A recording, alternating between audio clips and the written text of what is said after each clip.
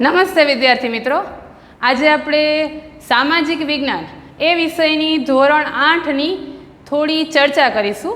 આપણને બધાને ખ્યાલ છે કે સામાજિક વિજ્ઞાન વિષયનો સિલેબસ છે એ ચેન્જ થયો છે, પરંતુ હજુ સુધી આપણી પાસે નવું પાઠ્યપુસ્તક આવેલું નથી.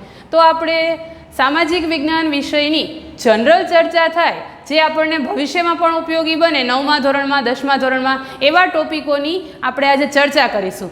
આ ચર્ચા કરીશું એ બધા વિડીયો તમારે ધ્યાનપૂર્વક સાંભળવાના છે અને જોવાના છે, કારણ કે આપણી શાળામાં જે મંથલી કસોટી છે એના માટેનો જે સિલેબસ છે એ આ વિડીયોનો રહેશે. આ વિડીયોમાંથી જે તમને સમજાવવામાં આવે છે તેમાંથી તમારી કસોટી હશે, 25 માર્ક્સના MCQ હશે. તો આપણે આજે ધોરણ 8માં ઉપયોગી થાય, ભલે આપણો સિલેબસ નથી આવેલો, પણ ધોરણ 8માં ઉપયોગી થાય એવા મહત્ત્વના ટોપિકોની થોડી ચર્ચા કરીશું. તો આજે આપણે જે વિષયની ચર્ચા કરવાની છે એ છે આપણા બંધારણની વાત. હવે બંધારણ એટલે શું?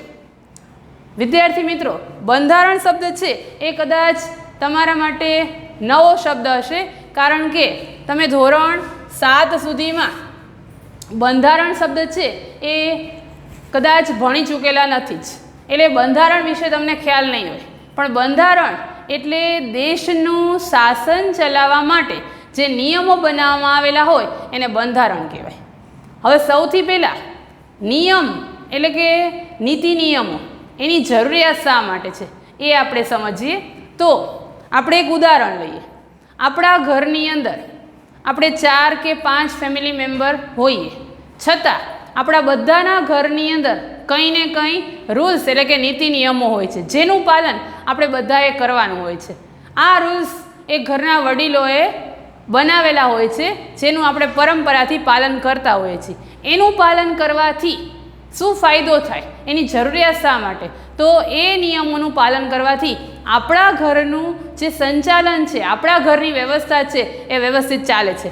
આપણને મુશ્કેલી પડતી નથી, આપણા બધાની સલામતી અને શાંતિ જળવાતી હોય છે. તો એ માટે આપણા ઘરમાં આવા નિયમો બનાવેલા હોય છે. આપણે આપણા ઘરની અંદર જોઈતા હોઈએ છીએ કે ઘણી વખત આપણા ઘરમાં અમુક વાગ્યા પછી ઘરની બહાર જવા પર પ્રતિબંધ હોય છે. અમુક પ્રકારની વસ્તુઓ છે આપણા ઘરમાં નથી આવતી હોતી, અમુક પ્રકારનું વર્તન, અમુક પ્રકારના વસ્ત્ર પરિધાન, આ બધા માટે આપણા ઘરની અંદર જે નીતિ નિયમો હોય છે, તો આ નીતિ નિયમોની જરૂરિયાત શા માટે? જો નીતિ નિયમ ન હોય તો? હવે આપણા ઘરની અંદર માત્ર 4 કે 5 સભ્યો હોય, છતાં આપણે બધા જ આપણા મનમાની કરવા લાગીએ તો આપણા ઘરનું જે સંચાલન છે, ઘરની વ્યવસ્થા છે એ પણ વ્યવસ્થિત ચાલી શકે નહીં. આપણે આપણું જીવન વ્યવસ્થિત ચલાવી શકીએ નહીં. એટલે ઘરની અંદર પણ મમ્મી, પપ્પા, દાદા, દાદી વગેરે દ્વારા કંઈ ને કંઈ નિયમો બનાવેલા હોય છે, જેનું આપણે બધા પાલન કરતા હોઈએ છીએ. એ પાલન કરવાથી આપણને સૌથી પ્રથમ અને આપણા ઘરના લોકોને પણ એનાથી ફાયદો થવાનો હોય છે. હવે માત્ર 4 કે 5 લોકો હોય ત્યાં પણ આવા પ્રકારના નીતિ નિયમો કે કાયદાની જરૂરિયાત હોય છે, તો દેશ છે એનું શાસન ચલાવવા માટે પણ કંઈક નીતિ નિયમો હોવા જરૂરી છે. સ્કૂલનું એક્ઝામ્પલ લઈએ આપણે, તો સ્કૂલની અંદર આપણે બધા અભ્યાસ કરવા જઈએ તો એ સ્કૂલની અંદર પણ જે પ્રકારના નીતિ નિયમો હોય છે એનું આપણે એડમિશન લઈએ. આપણી શાળા જ્યારથી ચાલુ થતી હોય છે ત્યારથી આપણે એનું પાલન કરતા હોઈએ છીએ અને કરવાનું ફરજિયાત હોય છે. હવે એમાં નિયમો હોય છે કે આપણે અમુક પ્રકારનો યુનિફોર્મ પહેરીને જવાનું હોય છે, અમુક પ્રકારના પુસ્તકો જે આપણા ટાઈમ ટેબલ પ્રમાણેના હોય એ લઈને જવાનું હોય છે, આપણી રિસેસનો ટાઈમ છે નિશ્ચિત હોય છે, પીરિયડ છે એનો ટાઈમ છે નિશ્ચિત હોય છે, આપણું હોમવર્ક છે એ આપણે રેગ્યુલર કરવાનું હોય છે. વર્ગની અંદર જે પ્રકારના નીતિ નિયમો સ્કૂલના શિક્ષકોએ, સંચાલકોએ બનાવેલા હોય એ બધાનું પાલન આપણે કરવાનું હોય છે. શા માટે આનું પાલન કરવાનું હોય છે? તો એ બધા નિયમોનું પાલન કરવાથી સૌથી પ્રથમ તો વ્યવસ્થા જળવાય છે. જો વ્યવસ્થા જળવાય નહીં તો થયેલું કોઈ કામ છે એ સારું દેખાતું હોતું નથી, સારી રીતે થતું હોતું નથી. જો કાયદો, નિયમ, વ્યવસ્થા ન હોય તો એક ઘરની અંદર, શાળાની અંદર પણ અંધાધૂંધી અવ્યવસ્થા ફેલાઈ જાય. લોકો મન ફાવે તેવું વર્તન કરે. સ્કૂલની અંદર જો કોઈ પણ પ્રકારના નિયમો કે રેગ્યુલેશન ન હોય તો વિદ્યાર્થીઓ છે સમયસર આવશે નહીં, પુસ્તકો પૂરા લાવશે નહીં, અભ્યાસમાં ધ્યાન આપશે નહીં. તો આ બધા નીતિ નિયમોની જરૂર શા માટે છે? તો અભ્યાસ વ્યવસ્થિત ચાલે, વિદ્યાર્થીનો વિકાસ બરોબર થાય એ માટે. ઘરની અંદર નીતિ નિયમોની જરૂર શા માટે છે? તો ઘરનું સંચાલન વ્યવસ્થિત ચાલે, ઘરની બધી વ્યવસ્થા છે એ યોગ્ય રીતે ચાલે, બધા લોકો પોતાનું જીવન સારી રીતે ચલાવી શકે, એના માટે પણ ઘરના નીતિ નિયમો જરૂરી છે. હવે આ એક સમૂહ અમુક વર્ગ માટે પણ જો નિયમોની જરૂરિયાત હોય તો આપણે આખો દેશ ચલાવવો હોય તો દેશ માટે પણ નિયમો બનાવવા જરૂરી છે. જો નિયમ ન હોય તો લોકો છે એ મર્યાદાનો ભંગ કરશે, પોતાને ફાવે તેવું વર્તન કરશે અને જેનાથી દેશની અંદર વ્યવસ્થા જળવાશે નહીં. તો આવું જ આપણા દેશની વ્યવસ્થા ચલાવવા માટે જે નિયમો બનાવવામાં આવેલા છે એને બંધારણ કહેવામાં આવે છે. બંધારણ એટલે શું? તો એનો અર્થ આપણે કહીશું કોઈ પણ દેશને વ્યવસ્થિત ચલાવવા માટે જે નિયમો બનાવવામાં આવેલા છે એ નિયમોના સંગ્રહને બંધારણ કહેવામાં આવે છે. દરેક દેશે આવું બંધારણ છે એ ઘડેલું હોય છે, એટલે કે બનાવેલું હોય છે. હવે બંધારણ છે એ બે પ્રકારના હોય, એક તો છે લેખિત અને બીજું છે અલિખિત. લેખિત બંધારણ એટલે શું? કે જે બંધારણ છે એ લખેલું હોય, અલિખિત છે એ મોઢે હોય એવો એનો અર્થ ન થતો, પરંતુ લેખિત બંધારણ છે એને લેખિત રીતે સાચવવામાં પણ આવેલું હોય છે. દેશના દુનિયાના મોટા ભાગના દેશો છે એના બંધારણ છે લેખિત છે. ઓસ્ટ્રેલિયા એવો દેશ છે કે જેની પાસે અલિખિત બંધારણ પણ છે. હવે લેખિત બંધારણ છે તો એ લેખિત બંધારણ છે એને દેશની જે મુખ્ય સંસ્થા, દેશનું જે મુખ્ય મહત્ત્વનું સ્થળ છે ત્યાં એને સાચવવામાં આવે છે. આપણું બંધારણ આપણને ખબર છે કે આપણું દેશનું સૌથી મહત્ત્વનું સ્થળ એટલે કે આપણી રાજધાની દિલ્હી, તો દિલ્હીની અંદર આપણા બંધારણની કોપી એ સંસદ ભવનની અંદર સાચવવામાં આવે છે. તો હવે આપણું બંધારણ છે લેખિત બંધારણ છે. દુનિયાના મોટા ભાગના દેશોના બંધારણ છે લેખિત છે. લેખિત છે એટલે કે એના નિયમો છે એની યાદી લખેલી સંગ્રહ કરીને સાચવવામાં આવી છે. ઘણા નાના દેશો છે એ પોતાના બંધારણ અલેખિત એટલે કે મૌખિક પણ રાખે છે. હવે બંધારણ લેખિત હોય કે અલેખિત એ એટલું મહત્વ નથી, પરંતુ એ બંધારણમાં કઈ કઈ વિગતો સમાવવામાં આવી છે અને લોકો એનું પાલન કેવી રીતે કરે છે એ સૌથી મહત્વની વાત છે. એટલે આપણે સૌથી પહેલાં બંધારણનો અર્થ સમજ્યા. બંધારણ એટલે દેશના કાયદા, દેશને વ્યવસ્થિત ચલાવવા માટે જે નિયમો બનાવવામાં આવેલા છે એને આપણે બંધારણ કહીશું. હવે બંધારણ છે આપણું બંધારણ, બંધારણને અંગ્રેજીની અંદર કોન્સ્ટિટ્યુશન એવું કહેવામાં આવે છે.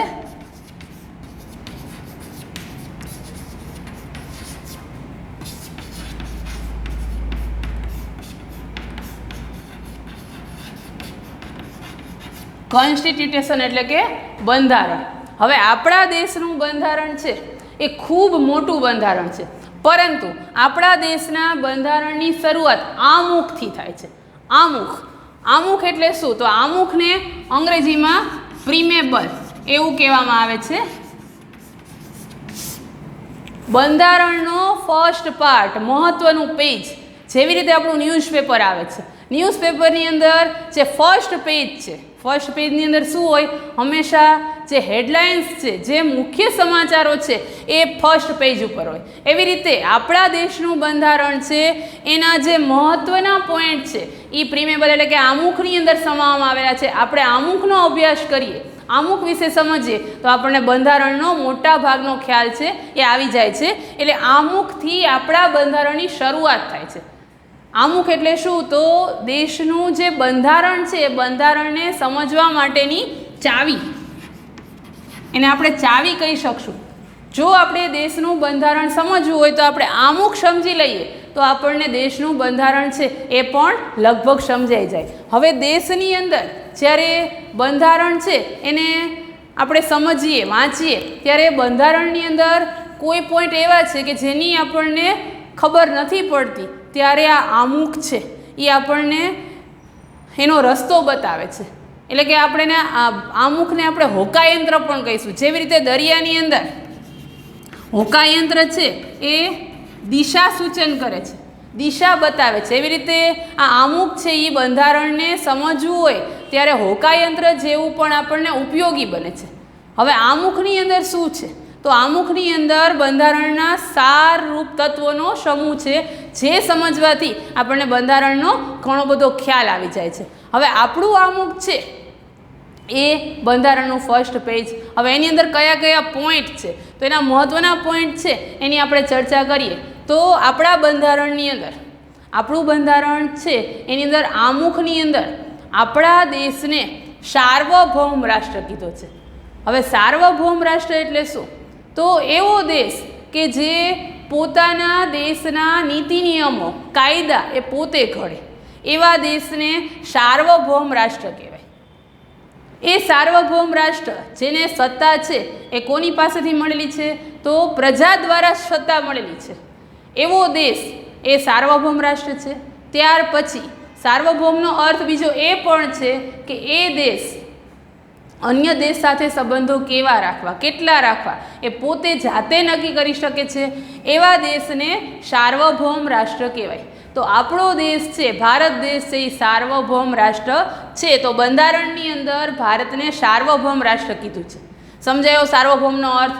પોતાના નીતિ નિયમો પોતે ઘડે છે, અન્ય દેશ સાથેના સંબંધો કેવા રાખવા એ પોતે નક્કી કરે છે, સત્તા એની પાસે પ્રજા દ્વારા આવેલી હોય છે, પ્રજા એને સત્તા આપેલી હોય છે, સોંપેલી હોય છે. તો આવો દેશ એટલે સાર્વભૌમ રાષ્ટ્ર. બંધારણની અંદર બીજો પણ એક ટોપિક છે કે ભારત દેશ છે એ સમાજવાદી રાષ્ટ્ર છે. સમાજવાદી રાષ્ટ્ર એટલે શું? તો સમાજના બધા લોકોને એક સરખું મહત્ત્વ, રાજકીય રીતે સમાનતા, આર્થિક રીતે સમાનતા, લોકશાહી, બધા લોકોને એક સરખા અધિકાર મળે એવા પ્રકારના દેશની આપણે કલ્પના કરી છે. અને એ સમાજવાદી રાષ્ટ્ર આપણે ખરા અર્થમાં બનવા માટેના પ્રયત્ન કરવાના છે. આઝાદી પછી આપણે જ્યારે આપણું બંધારણ ઘડ્યું ત્યારે બંધારણની અંદર આપણે સમાજવાદી રાષ્ટ્ર બનવું એવા પ્રકારનો આપણે ધ્યેય રાખેલો છે. સમાજવાદી રાષ્ટ્ર એટલે આર્થિક રીતે બધાને સમાનતા મળે છે, રાજકીય સમાનતા. આર્થિક રીતે સમાનતા એટલે દેશના બધા લોકોને પોતે આર્થિક પ્રવૃત્તિઓ કરી પગભર થાય, પોતાની જરૂરિયાતો સંતોષી શકે અને આર્થિક લાભ મેળવવા માટે એની સાથે કોઈ ભેદભાવ કરવામાં ન આવે એને આર્થિક સમાનતા કહેવાય. રાજકીય સમાનતા એટલે શું? તો દેશમાં કોઈ પણ વ્યક્તિ દેશના રાજકારણની અંદર એટલે કે દેશની જે સત્તા ચલાવવાની છે, દેશનું શાસન ચલાવવાનું છે, એમાં યોગ્ય લાયકાતવાળો હોય તો કોઈ પણ વ્યક્તિ એમાં રાજકારણની અંદર પણ ભાગ લઈ શકે છે, સત્તા મેળવી શકે છે, ચૂંટણીમાં ઊભો રહી શકે છે. એને કહેવાય રાજકીય સમાનતા. આપણા દેશનો સૌથી મોટો મહત્ત્વનો અધિકાર એટલે કે મતનો અધિકાર, તો એ પણ આપણા આમુખની અંદર સમજાવવામાં આવેલું છે. આપણા ભારતના પ્રત્યેક લોકોને એ કોઈ પણ ધર્મ, જ્ઞાતિ, જાતિ, કોઈ પણ શહેર, ગામ, ક્યાંય પણ રહેતો હોય, એ સ્ત્રી હોય, પુરુષ હોય, એ અભણ હોય કે શિક્ષિત હોય, બધાને ભારતના પ્રત્યેક લોકોને 18 વર્ષની ઉંમરે 18 વર્ષ પૂરા થાય ત્યારે મતનો અધિકાર મળે છે. તો આ પણ આપણા દેશનું એક મહત્ત્વનું આગવું લક્ષણ છે. તો એને પણ આપણે આપણા આમુખમાં સમાવવામાં આવ્યું છે. ભારતના બધા લોકોને એક સરખો 18 વર્ષની વયે મળતો મતનો અધિકાર, તો એ પણ આપણું સમાજવાદી ભારતનું એક લક્ષણ છે. એટલે કે આપણો દેશ છે એ આર્થિક રીતે, રાજકીય રીતે, સામાજિક રીતે બધાને સમાનતા પૂરી પાડવા માટેનો પ્રયત્ન કરે છે અને પ્રયત્નશીલ રહેશે. તો આ આમુખની અંદર આ સમાજવાદી શબ્દ છે એને પણ સમાવવામાં આવ્યો છે. એ સિવાય આપણો દેશ છે લોકશાહી રાષ્ટ્ર છે. એટલે કે લોકો દ્વારા એને સત્તા આપવામાં આવી છે. લોકો દ્વારા ચૂંટણી યોજીને જે વ્યક્તિ મત મેળવે સત્તા ઉપર આવે છે. તો આ લોકશાહી દેશ એટલે કે આપણો ભારત દેશ, લોકોનું, લોકો માટે, લોકોથી ચાલતું શાસન એટલે લોકશાહી. તો આપણા બંધારણની અંદર આમુખની અંદર લોકશાહી શબ્દ પણ સમાવવામાં આવે છે. ત્યાર પછી પ્રજાસત્તાક રાષ્ટ્ર. પ્રજાસત્તાક રાષ્ટ્ર એટલે જેને પ્રજા પાસેથી સત્તા મેળવી છે અને પ્રજાએ જેને ચૂંટેલા છે અને એ પ્રજાએ ચૂંટેલા વ્યક્તિ પ્રજા ઉપર શાસન કરે છે. એટલે કે આપણો દેશ પ્રજાસત્તાક છે. અહીંયા પ્રજાસત્તાકનો અર્થ એટલો મોટો કરવામાં આવે છે કે પ્રજાસત્તાક એટલે કોઈ વંશ પરંપરાથી આપણે ત્યાં શાસન ચાલતું નથી. કોઈ વડાપ્રધાન કે રાષ્ટ્રપતિના સગા સંબંધીઓ એ સત્તા ઉપર આવી શકતા નથી. ભારત દેશ એ લોકશાહી અને પ્રજાસત્તાક રાષ્ટ્ર છે. એટલે કે લોકોથી જેને સત્તા મળે છે, પ્રજા દ્વારા ચૂંટાય છે. વંશ પરંપરાગત ચાલ્યું આવતું શાસન આપણે ત્યાં નથી. એટલે આપણો દેશ છે લોકશાહી છે, પ્રજાસત્તાક છે. આપણા દેશને આપણે ધર્મનિરપેક્ષ રાષ્ટ્ર રાખ્યું છે. ધર્મનિરપેક્ષ રાષ્ટ્ર એટલે એવા પ્રકારનો દેશ કે જ્યાં કોઈ પણ પ્રકારનું ધર્મના નામે ભેદભાવ કરવામાં આવતા નથી. આપણો દેશ છે ધર્મનિરપેક્ષ છે. બધા લોકોને પોતાનો મનપસંદ ધર્મ પાળવાની છૂટ. બિન સાંપ્રદાયિક રાષ્ટ્ર આપણે કહીશું. ધર્મનિરપેક્ષ કે બિન સાંપ્રદાયિક બંનેના અર્થ એક જ થાય છે, બંને સમાનાર્થી શબ્દ છે. બિન સાંપ્રદાયિક કોઈ પણ એક સંપ્રદાયને આપણે માનતા નથી, કોઈ પણ એક સંપ્રદાયને દેશે અપનાવેલો નથી. એટલે કે આપણા દેશની અંદર વસતા પ્રત્યેક નાગરિકને પોતાનો મનપસંદ ધર્મ પાળવાની છૂટ છે. એટલે આપણો દેશ કેવો દેશ છે? તો ધર્મનિરપેક્ષ રાષ્ટ્ર છે. એટલે કે બિન સાંપ્રદાયિક દેશ છે. દેશની અંદર ધર્મના નામે કોઈની સાથે કોઈ પણ પ્રકારનો ભેદભાવ કરવામાં આવતો નથી. એટલે આપણા બંધારણના આમુખની અંદર આ બધા શબ્દો છે એને સમાવવામાં આવ્યા છે. આપણો દેશ સાર્વભૌમ છે, સમાજવાદી, લોકશાહી, પ્રજાસત્તાક. આપણા દેશના પ્રત્યેક નાગરિકને પોતાનો વિકાસ કરવા માટે એને સમાન તક મળે, પોતે એના માટે પ્રયત્નો કરી શકે, નોકરી મેળવવા માટે, અભ્યાસ કરવા માટે, દેશમાં ગમે ત્યાં રહેવા માટે આ બધા જ પ્રકારની છૂટ, એવા બધા જ પ્રકારના અધિકારો છે એ આપણને બધાને મળેલા છે. આમુખની અંદર આપણા દેશનું જે આમુખ છે એની અંદર આ બધી જ વિગતો છે એ સમાવવામાં આવી છે, જેનો અભ્યાસ કરવાથી આપણે આપણું બંધારણ છે એ સારી રીતે સમજી શકીએ છીએ. સૌથી પહેલાં આપણે બંધારણનો અર્થ સમજ્યા. બંધારણ એટલે શું? ત્યાર પછી આપણે આમુખ અને આમુખનો અર્થ. હવે બંધારણ છે એનું મહત્ત્વ શું છે? બંધારણ શા માટે જોઈએ? બંધારણ ન હોય તો ન ચાલે. હવે આપણે માત્ર એવી કલ્પના કરીએ કે શાળાની અંદર કોઈ એક દિવસ એવો રાખવામાં આવે કે એ દિવસે આપણે કોઈ પણ પ્રકારના રૂલ્સનું પાલન કરવાનું નહીં, તો એ દિવસે આપણે અભ્યાસ કરશું? આપણે બીજાને અભ્યાસ કરવા દઈશું? જે દિવસે આપણા વર્ગની અંદર, આપણી સ્કૂલની અંદર કોઈ પણ પ્રકારના નિયમો નહીં, તો એ દિવસે હા આપણને મજા પડી જાય, પરંતુ એ દિવસે આપણો અભ્યાસ થઈ શકે નહીં. કારણ કે જો નિયમ ન હોય તો વર્ગની અંદર વિદ્યાર્થીઓ છે શાંતિથી બેસી અને અભ્યાસ કરવાના નથી. જ્યારે આવવું હોય ત્યારે આવશે, કોઈને જવું હોય ત્યારે જશે, કોઈ પુસ્તકો લાવશે, કોઈ હોમવર્ક કરશે નહીં કરે. હવે વર્ગની અંદર 50 વિદ્યાર્થીઓ હોય ત્યાં પણ આવી તકલીફ પડે. ઘરની અંદર પણ આપણે માની લઈએ કે કોઈ પણ પ્રકારના નિયમો નથી, આપણે જેવું મન ફાવે તેવું વર્તન કરી શકીએ. મમ્મી પપ્પા કે ઘરમાં વડીલો હોય અથવા ન હોય, પણ આપણને કોઈ પણ પ્રકારના બંધનો નથી, તો એ દિવસે આપણે કેવા પ્રકારનું વર્તન કરીશું? જે આપણને યોગ્ય હશે એવું, ફાયદો કરે તેવું, કે મન ફાવે તેવું? તો આપણા ઉપર જો કોઈ પણ પ્રકારનો અંકુશ નહીં હોય તો આપણે ત્યારે કંટ્રોલમાં રહેવાના નથી, જેવું મન ફાવે તેવું વર્તન કરીશું. હવે દેશની અંદર માત્ર થોડા સમૂહની અંદર પણ નિયમોની જરૂરિયાત છે, નિયમોનું મહત્ત્વ છે. તો આખો દેશ ચલાવવો હોય, એમાં કોઈ પણ પ્રકારના નિયમો, બંધન ન હોય તો દેશની વ્યવસ્થા ચાલે નહીં. દેશની અંદર જે ગુંડા તત્વો, માથાભારે તત્વો જેને આપણે કહીએ, જે અસામાજિક તત્વો છે, એવા લોકો છે એ દેશની સામાન્ય પ્રજાને શાંતિથી પોતાનું જીવન ટકાવવા દેશે નહીં. દેશની અંદર અંધાધૂંધી અવ્યવસ્થા ચારે બાજુ ફેલાઈ જશે, લોકો મન ફાવે તેવું વર્તન કરશે, અને જેના કારણે સમાજને મોટાભાગના લોકો જે પોતે શાંતિથી પોતાનું જીવન પસાર કરવા માગે છે એવા બધા લોકોને ઘણી બધી મુશ્કેલીઓ પડશે. કોઈ પણ પ્રકારના વર્તનો કરવામાં આવે, કોઈ પણ પ્રકારની ગેરવર્તણૂક કરવામાં આવે, એના માટે કોઈ પણ પ્રકારની સજા, નિયમો, દંડ કશું જ ન હોય તો ક્યારે વ્યવસ્થા ચાલી શકે નહીં. એટલે બંધારણ છે જો એ ઘડવામાં આવ્યું જ ન હોય, કોઈ પણ પ્રકારના નિયમો જ ન હોય તો શાસન કે વ્યવસ્થા છે એ ચલાવી શકાય નહીં. આપણે ગુજરાતીની અંદર એવી કહેવત પણ છે કે હાથી છે એને પણ અંકુશની જરૂરિયાત હોય છે. હાથી એટલે મોટું કદાવર પ્રાણી, જંગલની અંદર એ પોતે વસવાટ કરે અને ખૂબ બધું વજન ઉચકી અને ઉપયોગી થતું હોય, પણ એ હાથીને પણ ચલાવવો હોય ત્યારે એના માથે પણ મહાવત જોઈએ અને અંકુશ જોઈએ. જો એ હાથી છે એને પણ અંકુશ વગર એ કામ ન કરે. જ્યારે આપણે માણસ એ સામાજિક વ્યવસ્થા આપણે ચલાવવી હોય, સમાજ ચલાવવો હોય, દેશ ચલાવવો હોય તો આપણા માટે પણ છે એ કાયદાઓ છે ખૂબ જરૂરી છે, મહત્ત્વના છે. જો કાયદા ન હોય તો દેશમાં વ્યવસ્થા ચાલી શકે નહીં. લોકો મન ફાવે તેવું વર્તન કરે અને જેના કારણે દેશની વ્યવસ્થા છે અટકે, દેશનો વિકાસ અટકે.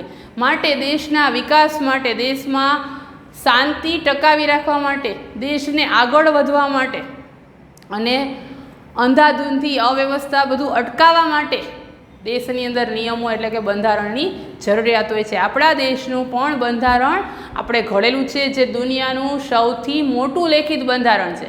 હવે આપણા દેશનું બંધારણ છે એ આપણે કેવી રીતે બનાવ્યું, કોણે બનાવ્યું, કઈ કઈ વ્યક્તિઓ એની અંદર જોડાઈ હતી, બનાવતા કેટલો સમય લાગ્યો, એમાં કયા કયા ટોપિકો હતા, કઈ રીતે ક્યાં ઘડવામાં આવ્યું, કોની કોની મદદ લેવામાં આવી વગેરે ઘણી બધી મહત્ત્વની બંધારણ અંગેની ચર્ચાઓ છે, જેના માટેનો અભ્યાસ છે એ આપણે પછીના વિડીયોની અંદર કરીશું. અત્યારે આ વિડીયોની અંદર આપણે બંધારણ એટલે શું, આમુખ એટલે શું અને એ બંનેનું મહત્ત્વ એની આપણે ચર્ચા કરી. હવે પછીની વાત છે એ આપણે નેક્સ્ટ વિડીયોમાં કરીશું.